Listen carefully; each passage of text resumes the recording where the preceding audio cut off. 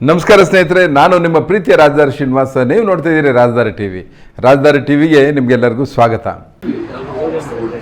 ಕೆಲವರೆಲ್ಲ ಬಂದವರು ಆಯಿತು ಸರ್ ನಿಮ್ಗೆ ಹೇಳಿದ್ವಿ ನಾವು ಆ ರಾಜೀನಾಮೆ ಕೊಟ್ಟರೆ ವಾಪಸ್ ತಗೋತೀವಿ ಹೇಳಿದ್ದಾರೆ, ತಗೊಳ್ತಾರೆ. ಸರ್, ಇಡೀ ಬೆಳವಣಿಗೆಯನ್ನ ಬಿಜೆಪಿ ಅಧ್ಯಕ್ಷರು ಮತ್ತು ಪರಿಷತ್ ವಿಪಕ್ಷ ನಾಯಕರು ಲೇವಡಿ ಮಾಡ್ತಿದ್ದಾರೆ. ಸೂಟ್ ಕೇಸು ಮತ್ತೆ ಗೊಂದಲ ಮಾರಾಟ ಮಾಡ್ಕೊಂಡಿದ್ದಾರೆ, ಈ ರೀತಿಯ ಟೀಕೆಗಳನ್ನ ಇವತ್ತು ಕೂಡ ಮಾಡಿದ್ದಾರೆ. Suitcase, briefcase, operation Kamala, Bombay boys ಕರ್ಕೊಂಡು ಹೋದವ್ರು ಯಾರಂತೆ ಅವ್ರೇನು ಖಾಲಿ ಗೋಣಿ ಚೀಲ ಹಿಡ್ಕೊಂಡು ಹೋಗೋದು. ಮತ್ತೆ ಲೇವಡಿ ಮಾಡೋ ಬದಲು ಲೀಡರ್ ಅಪೋಸಿಷನ್ ಮತ್ತೆ ಅಧ್ಯಕ್ಷರ ಪರಿಸ್ಥಿತಿ ಏನಿದೆ ಅಂತ ನೋಡಿ. ಯತ್ನಾಳ್ ಅವ್ರು ಏನು ಹೇಳ್ತಾ ಇದ್ದಾರೆ, ಅವ್ರು ಹೇಳೋದನ್ನ ಅವ್ರು ಕೇಳ್ಕೊಂಡ್ರೆ ಸಾಕು.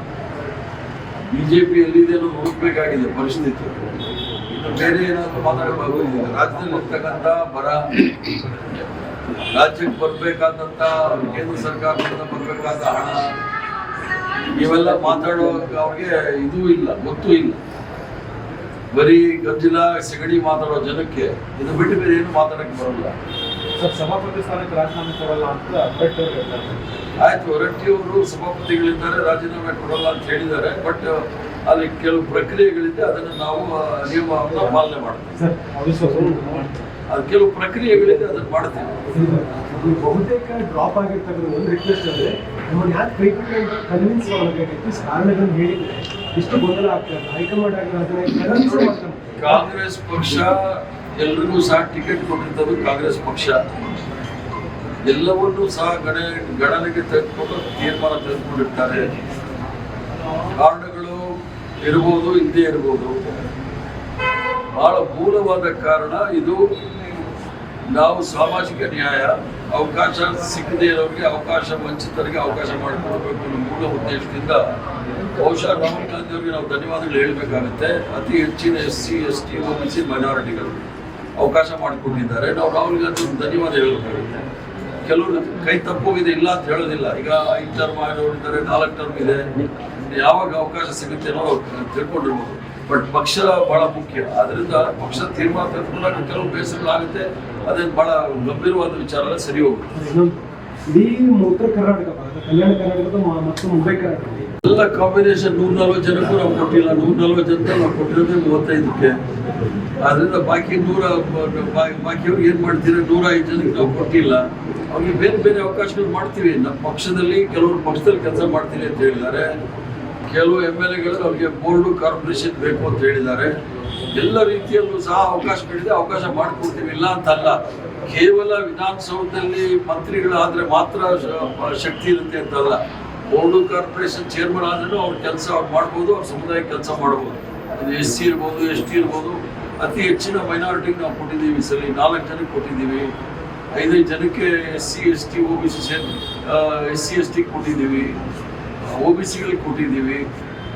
ಅಪರ ಲಿಂಗಾಯತರಿಗೂ ಕೊಟ್ಟಿದ್ದೀವಿ. ಒಕ್ಕಲಿಗರಿಗೂ ಕೊಟ್ಟಿದ್ದೀವಿ. ಬ್ರಾಹ್ಮಣರಿಗೆ ಸಲ ಕೊಡೋಕ್ಕಾಗಿಲ್ಲ.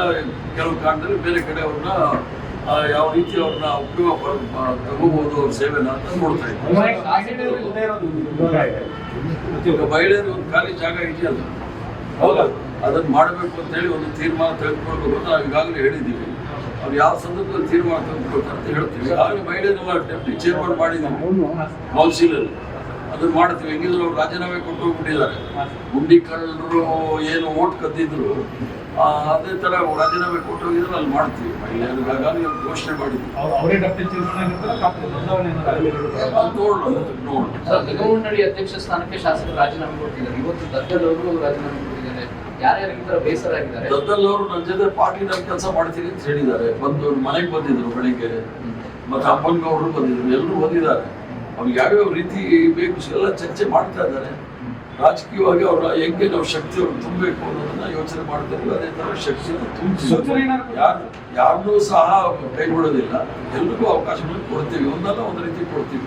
28ರ ಚುನಾವಣಾ ದೃಷ್ಟಿಯಿಂದ ಸರ್ಕಾರ ಮಾಡ್ತೇವೆ. Are you happy sir? ಈ ಒಂದು ಮಾಡಿದ ಕ್ಯಾಬಿನೆಟ್ ತೃಪ್ತಿ ಇದೆ ವೈಯಕ್ತಿಕವಾಗಿ? ನಾನು ವೈಯಕ್ತಿಕವಾಗಿ ಪಕ್ಷದ ಅಧ್ಯಕ್ಷನಾಗಿ ಕಾಂಗ್ರೆಸ್ ಪಕ್ಷದ ಏನು ಒಂದು ಸಿದ್ಧಾಂತ ಇದೆ, ಸಂವಿಧಾನದ ಆಶಯಗಳನ್ನು ಯಾವ ರೀತಿ ನಾವು ಅನುಷ್ಠಾನಕ್ಕೆ ತರಬೇಕು ಅನ್ನೋದನ್ನ ಬಹಳ ಸ್ಪಷ್ಟವಾಗಿ ನಾವು ಮಾಡಿರ್ತಕ್ಕಂಥದ್ದು. ಒಬ್ಬ ಪೌರ ಕಾರ್ಮಿಕ ಸಫಾಯಿ ಕರ್ಮಚಾರಿಯ ಅವ್ರ ದಂಪತಿಗಳ ಮಗನ್ನ ಇಡೀ ದೇಶದಲ್ಲೇ ಎಲ್ಲೂ ಮಾಡಿಲ್ಲ. ಅದನ್ನ ಮಾಡಿ ನಾವು ಒಂದು ಇತಿಹಾಸವನ್ನು ಸೃಷ್ಟಿ ಮಾಡಿದ್ದೀವಿ. ಯಾವುದೇ ಪಕ್ಷದಲ್ಲಿ ಆ ಥರ ಅವಕಾಶಗಳು ಸಿಗೋದಿಲ್ಲ. ಆ ಥರ ಬಹಳಷ್ಟು ರಾಜಧಾರಿ ಟಿವಿ, ಅಡೆತಡೆ ಇಲ್ಲದ ಪ್ರಜಾದಾರಿ.